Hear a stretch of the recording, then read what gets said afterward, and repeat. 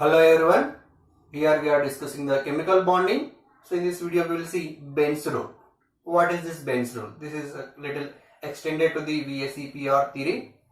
So here, according to the Benz rule, if you see the sp3 dehybridization, which is a trigonal bipyramidal geometry where it has a two kind of the positions. One is the equatorial position and one is the axial position. And if the molecule is having two different kinds of electronegativity elements, then where we have to keep these different electronegativity elements, that we can clearly explain based on this Benz rule. So according to the Benz rule, more electronegativity element always we have to keep at a position where percentage of S character is very less. That is a Benz rule. So here according to Benz rule, more electronegativity element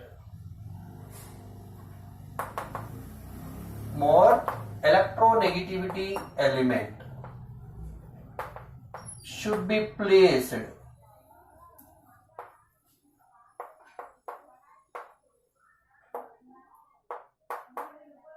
in the hybrid orbitals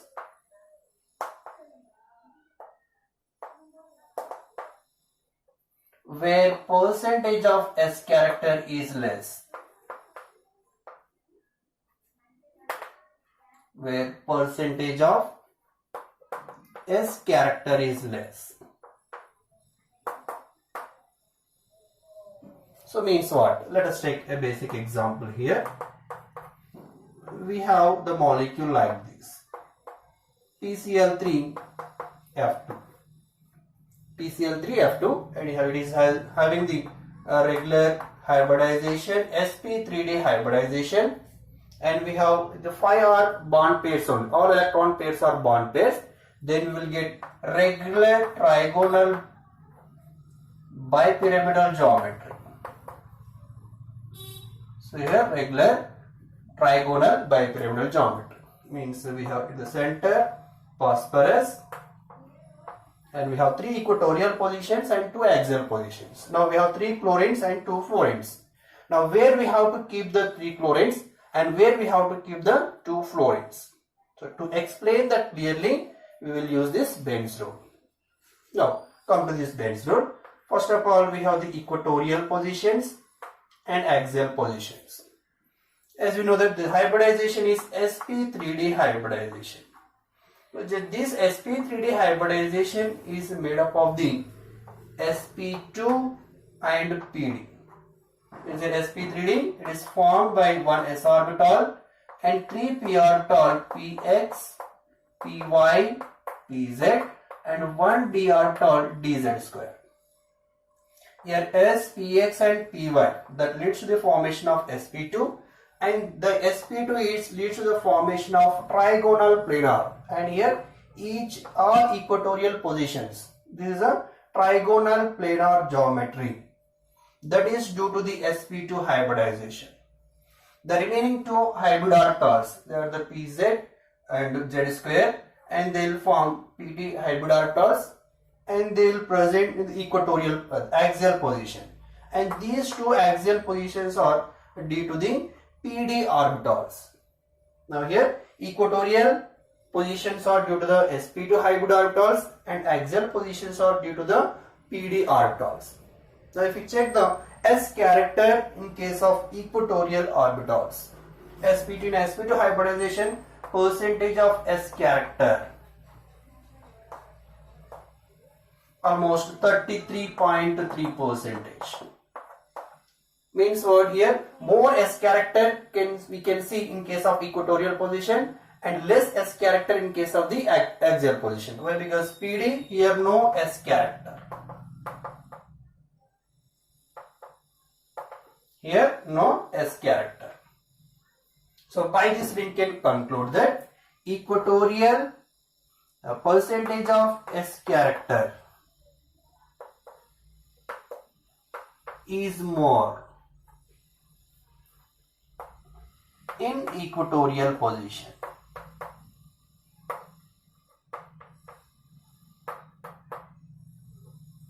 And equatorial position are having more percentage of S character and less percentage of S character at axial position.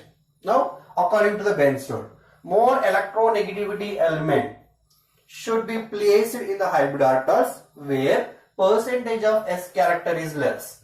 So, out of these two positions where we have the percentage of S character less at axial position. So, now we have to keep always fluorines at axial position. So, now the geometry will get like this. So, for this the exact structure of PCl3F2 is phosphorus is center, 3 chlorine atoms now occupy the equatorial positions and the 2 fluorines occupy the axial positions. So, this is the geometry of PCl3F2. Then why we have to keep the more electronegativity element at axial position? That is, as we know that according to previous knowledge, and the trigonal bipyramidal geometry, here equatorial positions are more stable than the axial position, and also more electronegativity fluorine can form stronger bond with the fluorine with the central atom phosphorus. So here if we keep the fluorine at an axial position, anyhow initially it is a weaker bond, but now fluorine can form the stronger bond. Now the bond strength can be balanced here. Or else if we keep the fluorine at equatorial position and fluorine at axial position, anyhow initially the position is very stronger, again fluorine can form the stronger bond. So the bond strength further increases in case of equatorial and the bond strength further decreases in case of axial position. So that finally leads to the destability for the molecule. The stability decreases. But whereas in case if you keep the fluorine atom in the weaker position, now the weaker bonds now become as stronger due to the fluorine. Anyhow equatorial positions they are stronger. Now all bonds will become as stronger when you keep fluorine at axial position.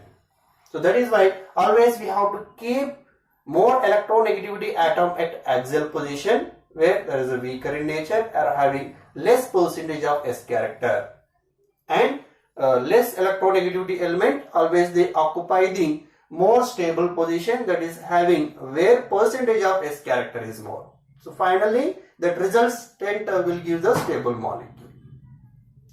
And apart from this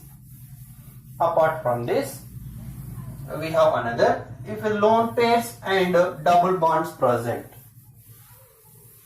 and where we have to keep, again we generally hybrid orbitals having percentage of S character is more stable. This statement, hybrid orbitals with more percentage of S character, more percentage of S character are more stable. Now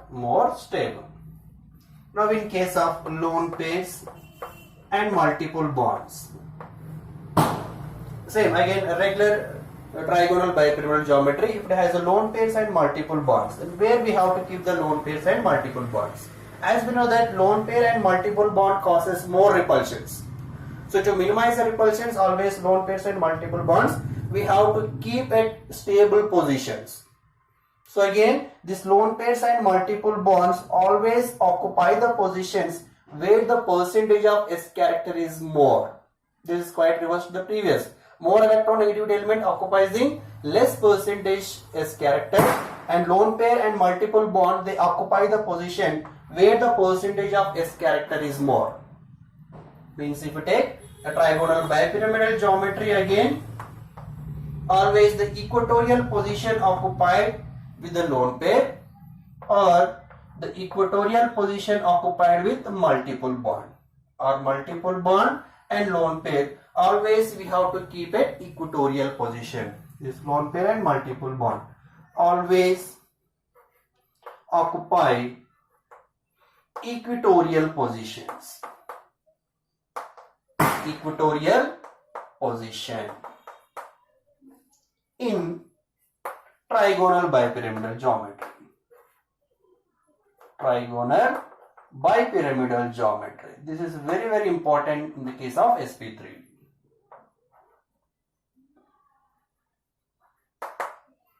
So means let us take some examples related to this one. The molecules having different electronegativities.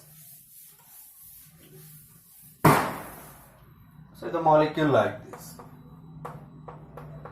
PCl2F3. The actual geometry of this molecule is first phosphorus.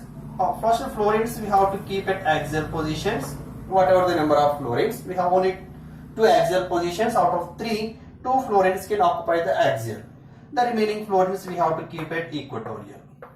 And here chlorine and here chlorine. So this is the actual geometry for PCl2F3 molecule.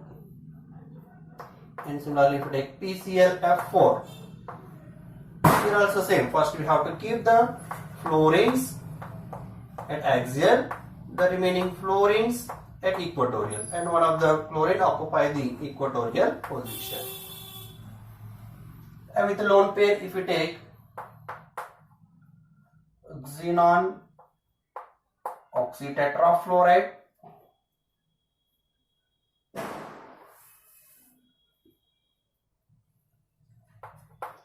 next let us take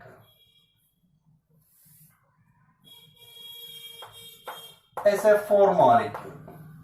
In this case, the steric number is again 5. The sulfur is the central atom. 4 fluorines are there and 1 lone pair. It is made up of 4 bond pairs and 1 lone pair. You can see around the sulfur. Again, this is a regular trigonal bipyramidal geometry. First lone pair we have to keep on the equatorial position. The remaining fluorine atoms occupy the remaining position, whatever left. So, and this will lead to the finally a kind of seesaw geometry. And next some other examples related to this one.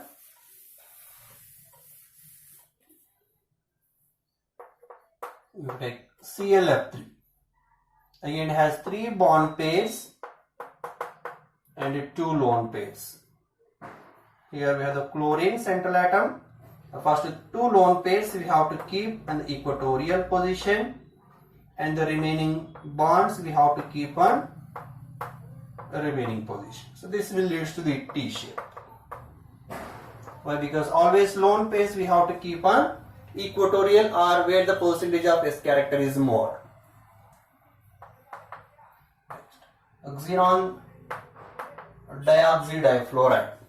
In this case, we have the xenon central atom. Again 5 positions we have. There are 2 oxygens, 2 fluorines. Generally oxygens form the multiple bond. So again always multiple bonds we have to keep in the equatorial position.